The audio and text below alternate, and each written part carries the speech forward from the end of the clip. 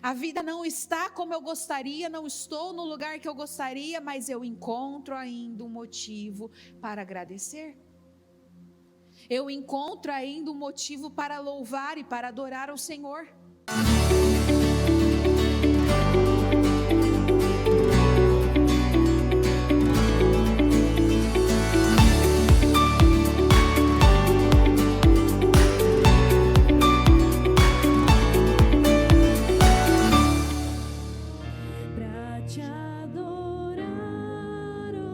Senhor, foi para isso que o Senhor nos criou.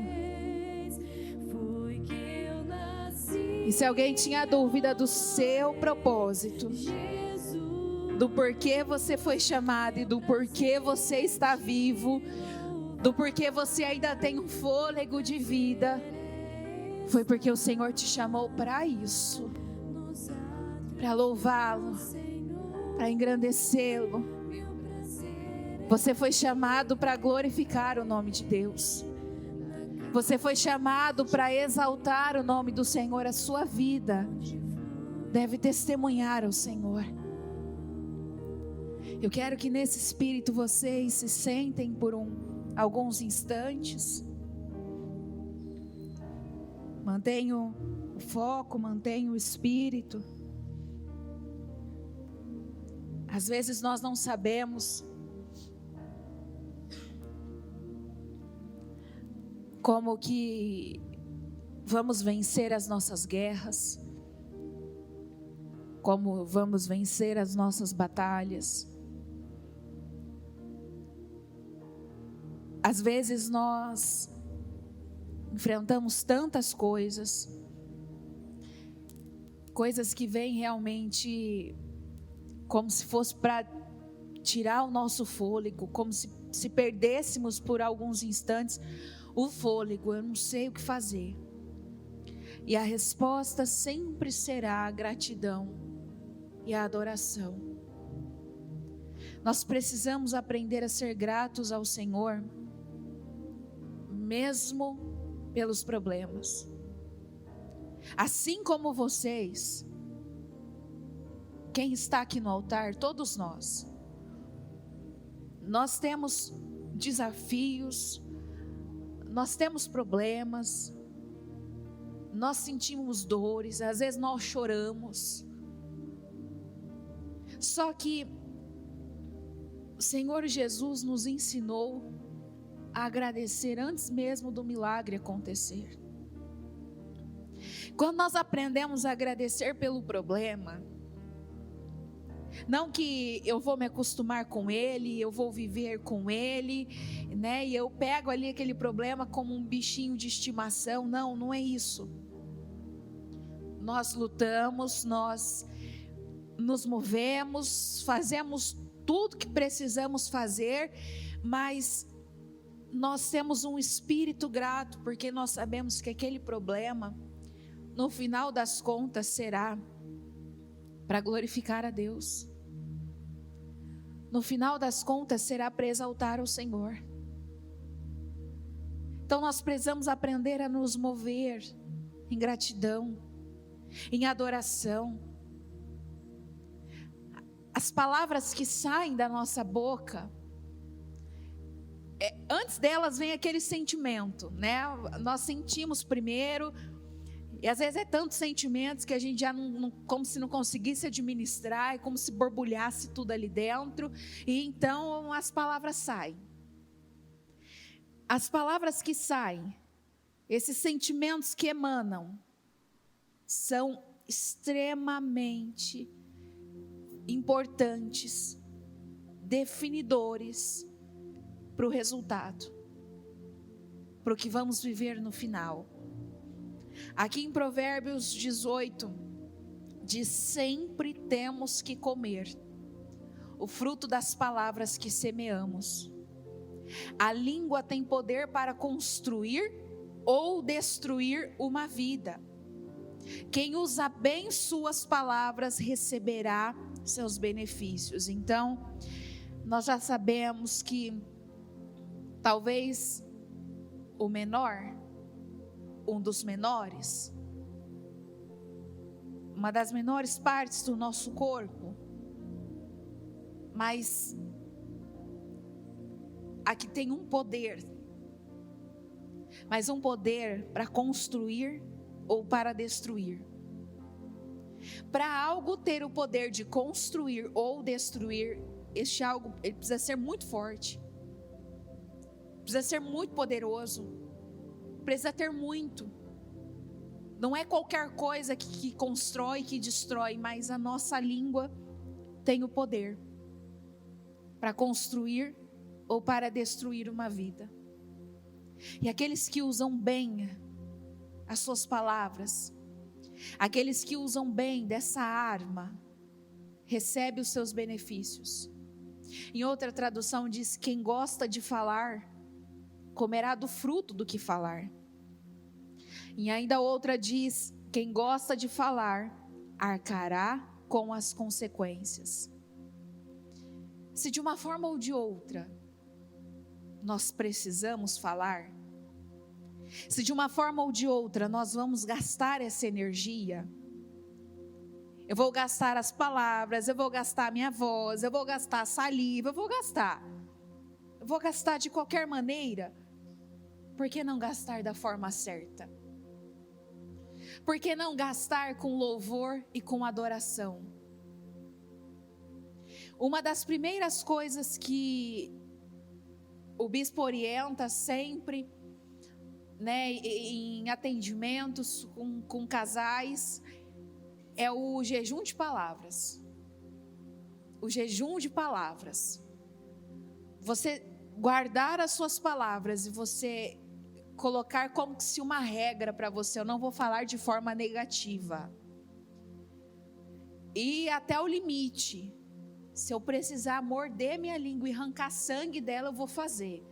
Mas eu não vou permitir que saia da minha boca essas palavras. Então você vai ver que toda a sua vida, a sua atmosfera, o seu ambiente, ele vai tomando uma outra forma. Porque palavras são alimento. Nós comemos disso. Nós comemos. Eu acho que mais importante do que literalmente o que entra, o próprio Jesus disse isso. Mais importante do que entra é o que sai. Porque o que sai revela o que está dentro. E o que está dentro é o que determina o meu resultado. O que está dentro é o que determina onde eu estou, para onde eu vou. Se as minhas palavras são alimento, eu preciso me fazer essa pergunta: eu estou me alimentando de uma boa comida? Ou estou me alimentando de uma comida estragada? Vamos um pouco a fundo. Não necessariamente estragada, mas tem diferença entre você comer limpo e você comer sujo. Você passar uma semana comendo só comida gorda, bem gorda, assim, com bastante gordura, você percebe no seu corpo que você não tem energia, que você não tem vigor. Uma boa comida nos dá saúde, nos dá energia, nos dá disposição, vigor. Você vê no rosto da pessoa que está diferente, que tem algo ali. Você pode ver claramente os hábitos de uma pessoa olhando para o rosto. A pele, ela fica diferente, não adianta. Agora, aquela comida ruim, ela pode causar até uma intoxicação alimentar, que acredito que todos já passaram por isso. Uma intoxicação alimentar, ela é violentíssima para o corpo. Violenta. Você fica até com um corpo ruim. Parece que você tem que deitar e realmente você tem que repousar ali para recuperar. Uma comida ruim, ela nos dá falta de energia. Não temos energia, não temos disposição. E ela causa prejuízos à saúde. Se para o nosso corpo físico os alimentos funcionam dessa forma, e para a nossa alma? e para a nossa alma que se alimenta dessas palavras, que se alimenta de tudo que sai, de tudo que está saindo pela minha boca, de todos os sentimentos que estão emanando. Quantas vezes que nós liberamos palavras pesadas sobre nós mesmos? Eu faço tudo errado, nada funciona, nada caminha. Ah, mas eu sou burro mesmo, nem eu mereço isso. Quantas vezes que nós vamos liberando essas palavras e nós depois não conseguimos entender o porquê dos nossos resultados, o porquê de angústia, o porquê de tanta tristeza. Quando nós nos movemos nesse espírito grato, nessa gratidão, isso deve ter um domínio tão grande sobre nós, ao ponto de nós conseguirmos controlar e governar as nossas emoções, ao ponto de nós realmente assumirmos o controle e nos colocarmos no lugar certo, no caminho certo, no alvo certo. É como se nós pegássemos a nossa cabeça e nos colocássemos no lugar. A primeira batalha que nós enfrentamos é a batalha interna. O primeiro desafio que nós enfrentamos e o primeiro desafio que nós temos é vencer as nossas emoções, é vencer a nós mesmos, é vencer o nosso homem interior. Às vezes nós brincamos, né, que já ouvi muitos dizerem, né, como se a velha criatura quisesse surgir. Eu vivi uma experiência que é como se o velho homem quisesse aparecer, e de fato é assim. Por mais que vencemos, nós vamos passando por vários testes para realmente firmar essa vitória. Nossa primeira batalha é interna, e aqui em Provérbios 23 diz: um homem que não sabe controlar suas emoções e vontades é como a cidade com os seus muros derrubados. Observem uma fortaleza. Qual que é a primeira característica da fortaleza? São aqueles muros altos, robustos, que você olha, você fala assim: eu estou seguro lá. Por que muitas pessoas gostam de morar em apartamento? Não é só porque é menor, não. É porque se sentem seguro. Porque além da proteção do apartamento, tem a proteção do condomínio. Que aí ninguém entra e ninguém sai sem a identificação. Então imagina você dentro de uma casa que não tem nenhum muro, não tem nenhum portão, que as portas estão abertas, está sem tranca. Você não se sente desprotegido? Às vezes não consegue nem dormir. Tem gente que deitou ali: será que eu tranquei a porta? Não, vou levantar e vou lá ver. A nossa vida, sem o controle emocional, sem o controle das nossas vontades, é exatamente esta casa, sem proteção nenhuma, sem resguardo algum. Quando as emoções dominam, governam, nós perdemos a nossa visão, perdemos a nossa audição, nós perdemos a nossa capacidade de reagir, e nós perdemos até a nossa própria fé. Quando uma emoção te domina, te governa, literalmente, às vezes você fica cego, você não enxerga, você não ouve. Não tem aquelas pessoas que falam: quando eu vi já fiz, quando eu vi eu já falei. Não, quando eu vi já tinha acontecido, porque a pessoa ficou cega. Ela ficou dominada de tal forma que ela ficou cega.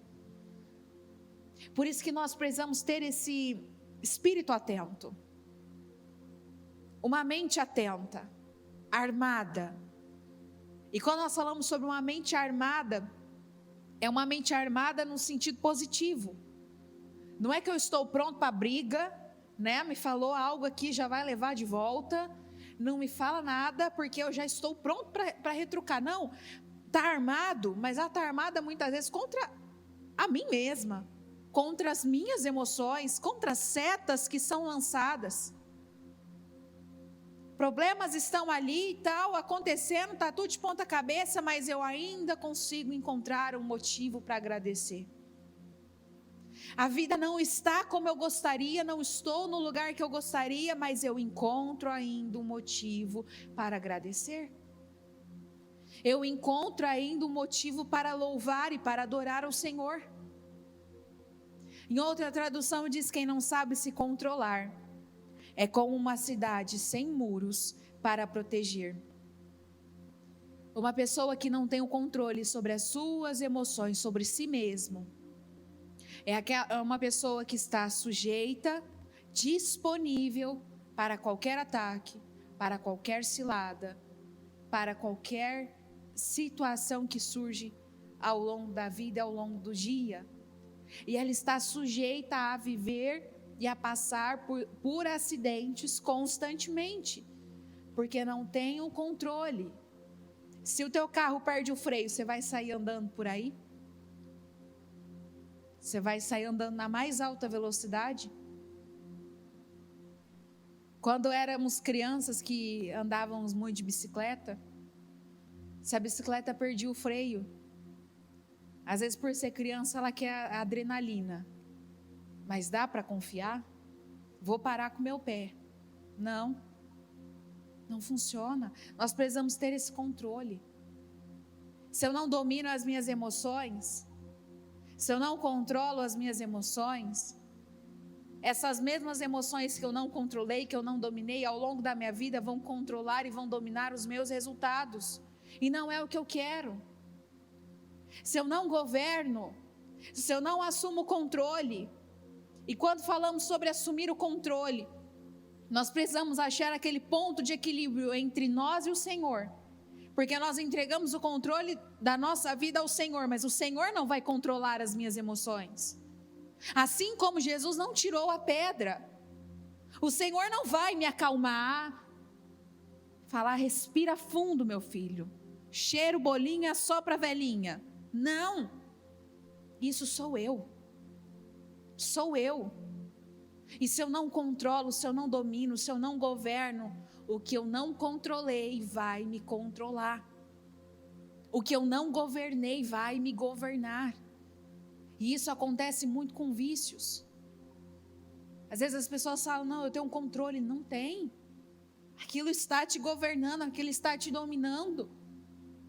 Aqui em 2 Crônicas 20, mensageiros informaram a Josafá: um exército enorme de Edom vem de além do Mar Morto contra o rei. Josafá ficou amedrontado com essa notícia. Em outra tradução diz: Josafá ficou profundamente abalado com estas notícias. Ficar abalado, sentir medo é um problema? Não. Mas me entregar a isso, sim. Então, ao longo da nossa vida, nós não temos controle do que vem a nós. Eu não tenho controle das situações que chegam até mim. Eu não tenho controle dos problemas que eu enfrento.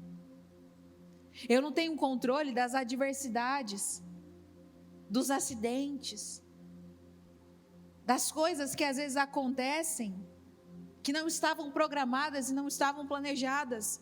Mas uma coisa eu controlo: o que sai. O que é que sai? O que sai do meu íntimo? O que sai do meu interior? O que sai do meu coração? O que sai da minha boca? O que eu permito permanecer na minha mente? O que eu permito permanecer dentro de mim? Claramente Josafá não esperava uma notícia como essa.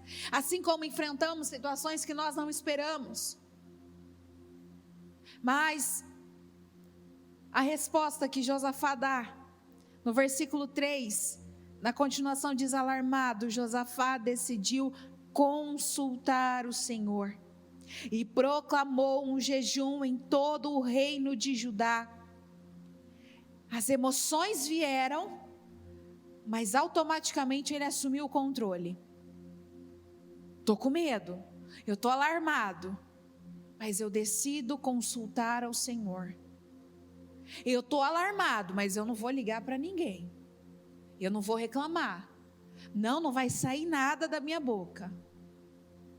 Às vezes nós precisamos parar, realmente parar. Fica quieto, pensa. Quando algo vem, para, respira, pensa, volta a sua cabeça para o lugar, para o eixo, e vá consultar ao Senhor. No versículo 13, aqui no do versículo 13 ao versículo 17, é a resposta de Josafá para aquele problema. É a resposta de Josafá para aquela situação. Todos os homens de Judá, com suas mulheres e seus filhos, até os de colo, estavam ali em pé diante do Senhor. Então o Espírito do Senhor veio sobre Jaaziel, filho de Zacarias, neto de Benaia, bisneto de Jeiel e trineto de Matanias, levita e descendente de Asaf, no meio da assembleia.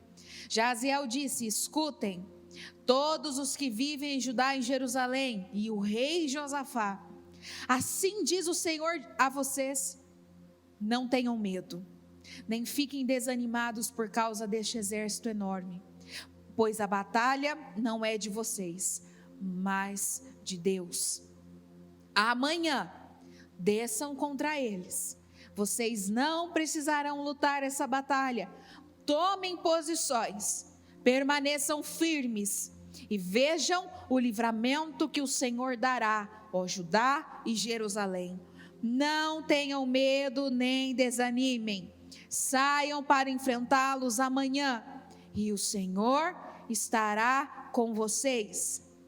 Josafá prostrou-se com o rosto em terra, e todo o povo de Judá e Jerusalém prostrou-se em adoração diante do Senhor. Repitam isso comigo: prostrou-se em adoração diante do Senhor. Mais uma vez, prostrou-se em adoração diante do Senhor.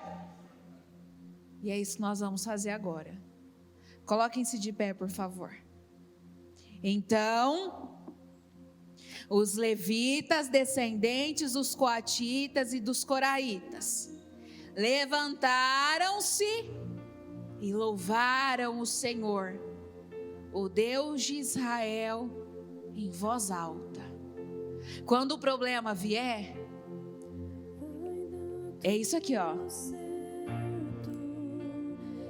Você vai dar essa resposta. Quando a aflição vier, quando a situação vier até você, é o louvor e adoração. A sua resposta será o louvor e adoração. A sua resposta será o louvor e adoração. E eu quero que você diga isso com a força da sua vida. Eu quero te ouvir louvando. Em nome de Jesus. Talvez você entrou aqui hoje, você tinha um problema muito sério, você tinha uma situação muito séria, muito grave, você estava enfrentando uma dor muito grande, está doendo, tudo que você quer é se prostrar e chorar, mas você vai se prostrar e adorar, e adorar, e adorar, e louvar, e engrandecer o nome do Senhor, e essa é a resposta que você vai dar. Vai dar tudo certo. Em nome de Jesus. Em nome de Jesus. Vai dar tudo certo. Em nome de Jesus. Em nome de Jesus. Se a gente colocar a nossa fé em ação, vai dar tudo certo. E aí, quando nós damos essa resposta, eu dou essa resposta para Deus, porque o Senhor espera uma resposta de nós, Ele espera que algo saia de nós, Quando a situação vem, o Senhor fica ali olhando. E aí? Deixa eu ver o que vai sair.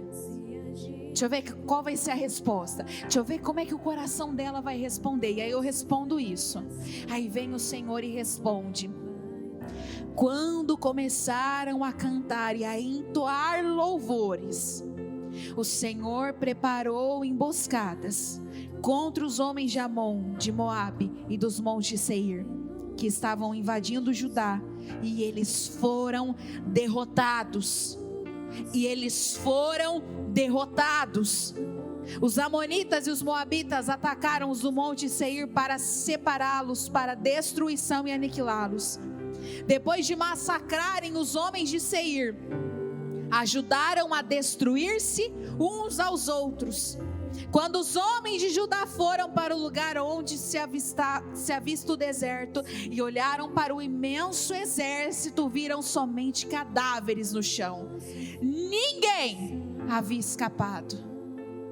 Enquanto nós louvamos, enquanto nós vamos dando essa resposta para o Senhor, enquanto eu vou dando essa resposta para o Senhor, e então o Senhor vai preparando emboscadas, e enquanto você está aqui, separando esse dia, separando esse momento, para um louvor, para adoração, para engrandecer o nome do Senhor, o Senhor está te dando uma resposta também. Enquanto você aqui dá uma resposta para Deus, o Senhor vai te dando respostas também.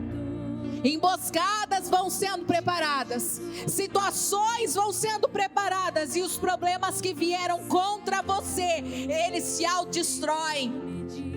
Diga isso mais uma vez ao Senhor. A nossa fé em ação.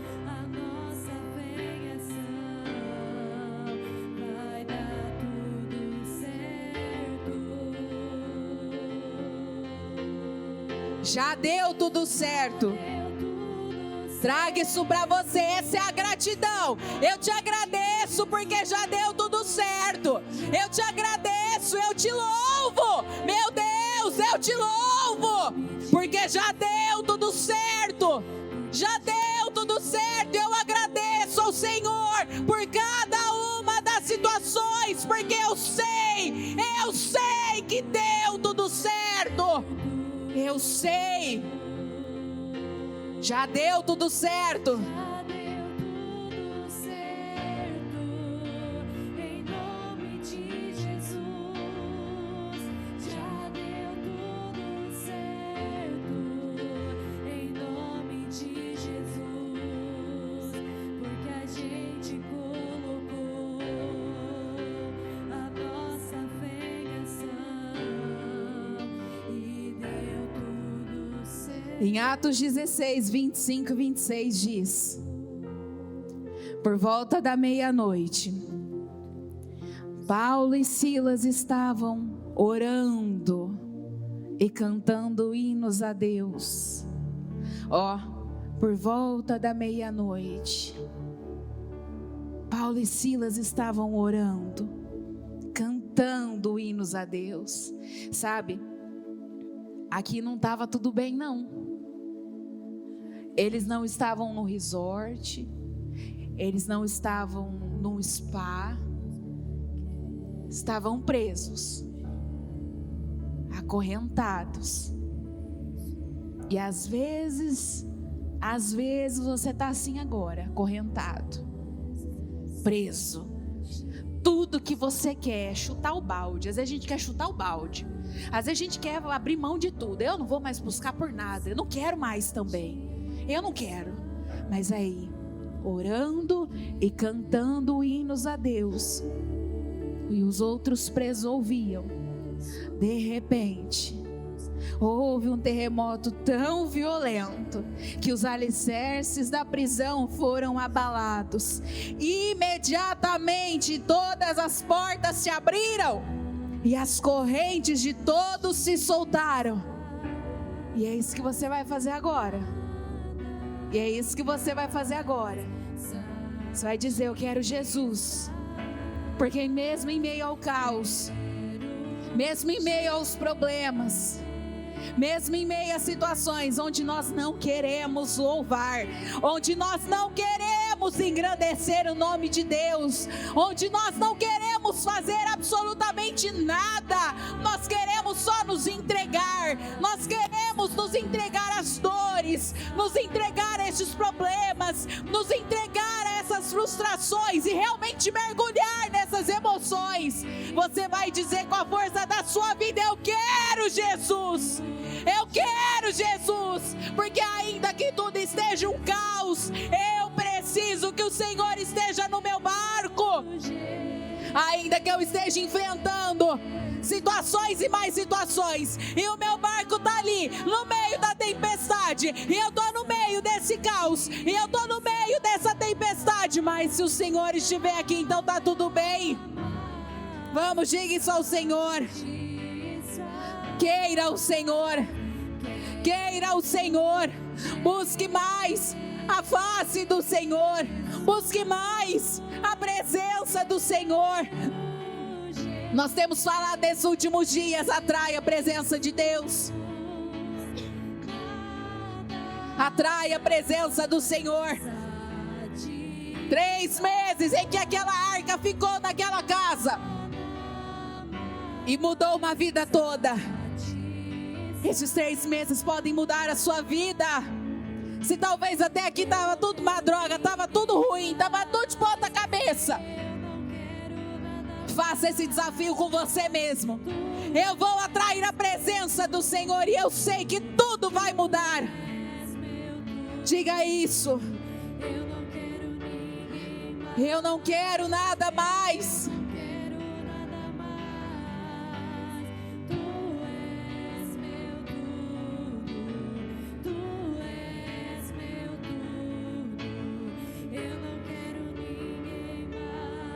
Eu não quero. Tu és meu tudo. Tu és meu tudo. Tu és. Tu és meu tudo.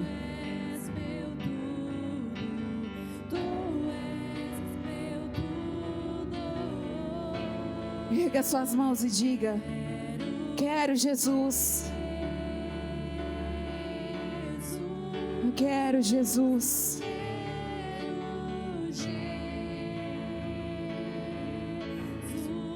Nada mais.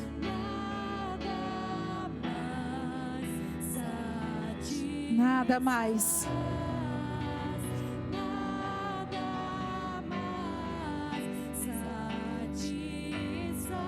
Eu quero Jesus.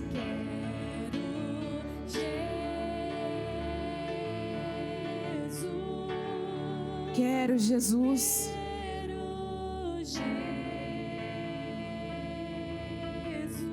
Nada mais.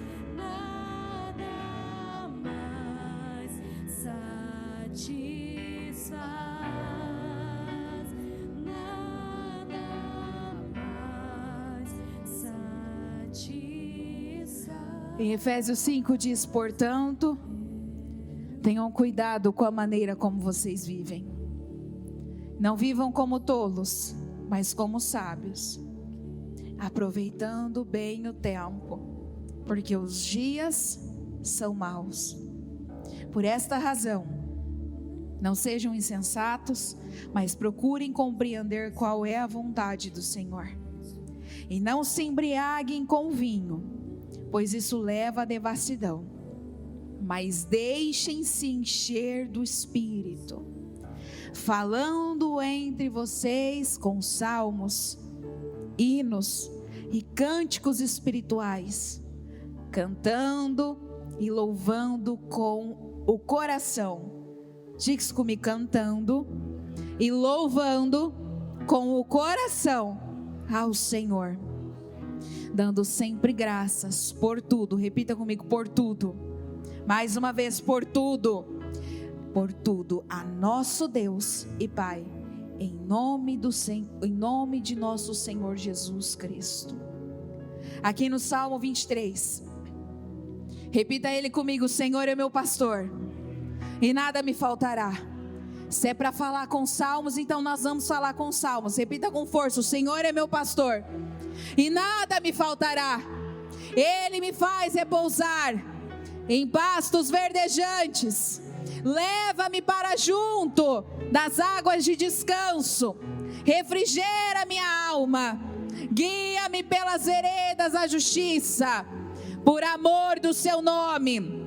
Ainda que eu ande pelo vale da sombra da morte, não temerei mal nenhum, porque tu estás comigo. Diga mais uma vez: porque tu estás comigo. Mais uma vez, e acreditando: porque tu estás comigo. O teu bordão e o teu cajado me consolam. Preparas uma mesa na presença de meus adversários. Unges minha cabeça com óleo e o meu cálice transborda. Bondade e misericórdia certamente me seguirão todos os dias da minha vida. Repita comigo: bondade e misericórdia certamente, certamente, certamente me seguirão todos os dias da minha vida, e habitarei na casa do Senhor para todo sempre. O Senhor é teu pastor, então você tem tudo. Diga isso a Ele. Você tem esse Deus tão poderoso, que criou os céus, que criou a terra ao seu lado. Você tem esse Deus vivo, esse Deus justo, esse Deus verdadeiro ao seu lado. Você tem esse Deus que, ainda que você ande pelo vale da sombra da morte, Ele está com você. Você não passa por nenhuma situação sozinho. Então engrandeça o nome dEle. Diga: poderoso Deus.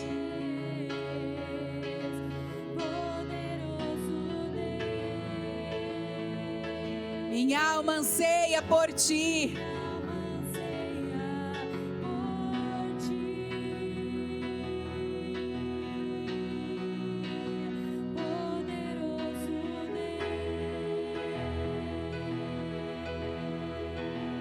Poderoso Deus.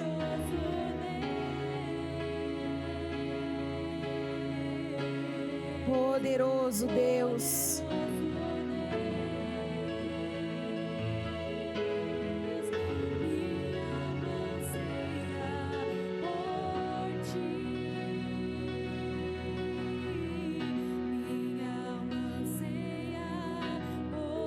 Você pode dizer isso ao Senhor? Minha alma anseia pelo Senhor. Minha alma deseja o Senhor. A minha alma deseja a sua presença. A minha alma deseja ser cheia da tua presença. A minha alma deseja ser cheia dessa unção. A minha alma anseia pelo Senhor. Minha alma anseia pelo Senhor. No Santo dos Santos, em outro lugar. Não sabe viver. Diga isso ao Senhor: eu não posso viver em outro lugar. Eu não sei viver de outra forma. Para onde eu irei se só o Senhor tem o caminho para a vida eterna? Para onde eu vou se só o Senhor é Deus? Eu não tenho para onde ir. Eu não sei viver de outra forma. Eu não sei viver de outra maneira. Eu não sei, eu não conheço, eu não quero outro caminho. Eu quero o caminho do Senhor. Eu quero os caminhos do Senhor.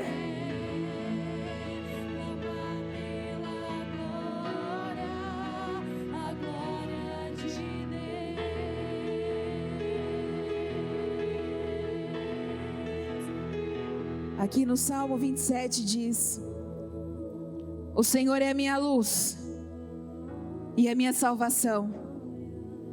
De quem terei medo?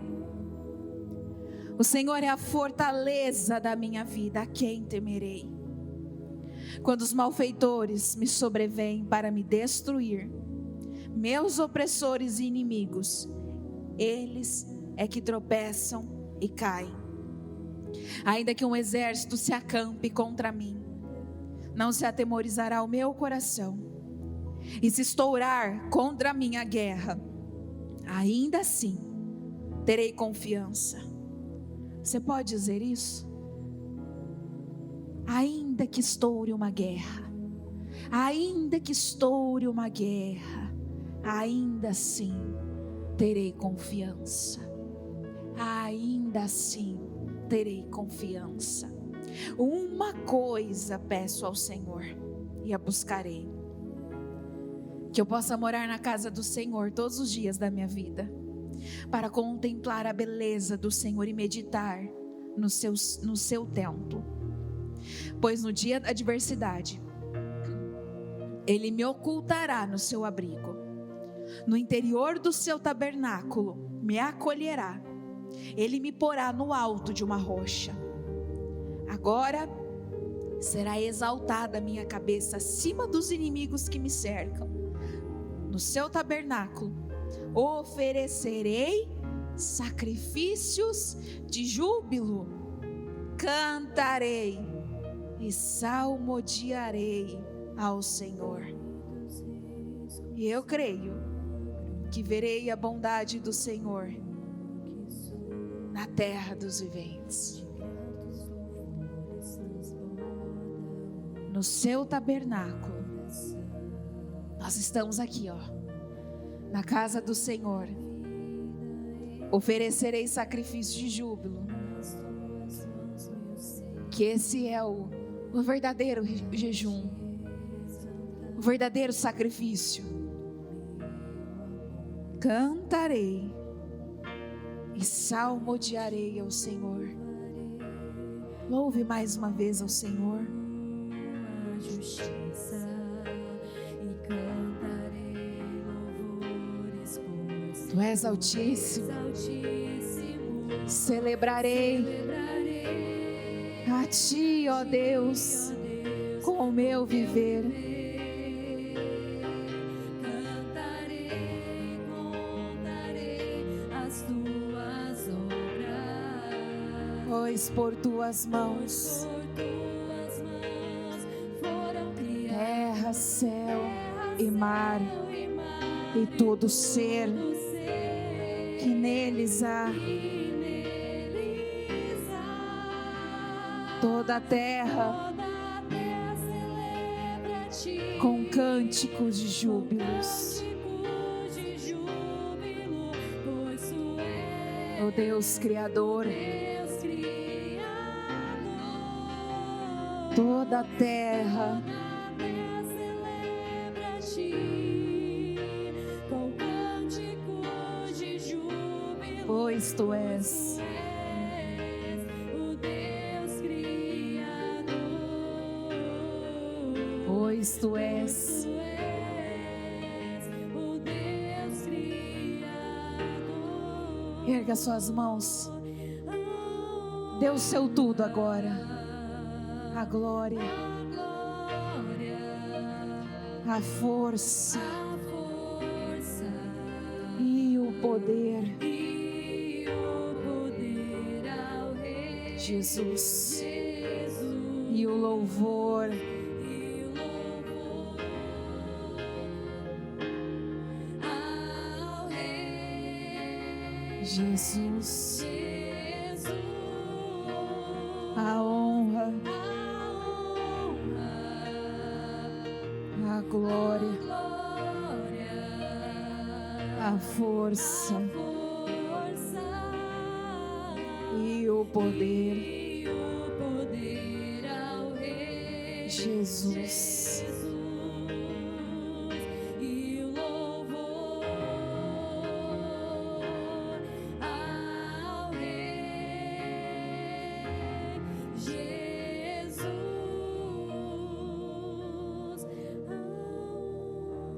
Já para a gente encerrar, Não andem ansiosos por coisa alguma, mas em tudo, por meio da oração e da súplica, com ação de graças, apresentem seus pedidos a Deus. E aqui no Salmo 37:4, agrade-se do Senhor.